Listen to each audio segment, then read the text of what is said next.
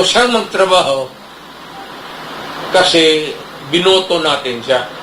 Magtrabaho ka dyan at gawain mo para sa bayan.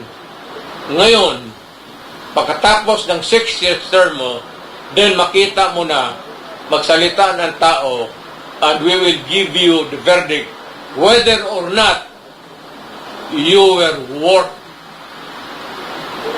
the vote. Gusto ko yung ICC mismo magdala-dala siya ng papel niya, warrant, kung sino man yung deputa na yun. Kasi pag bigay niya sa akin, ipapakain ko talaga sa kanya. Ako talaga, as a Filipino, yung contested area, although it is contested,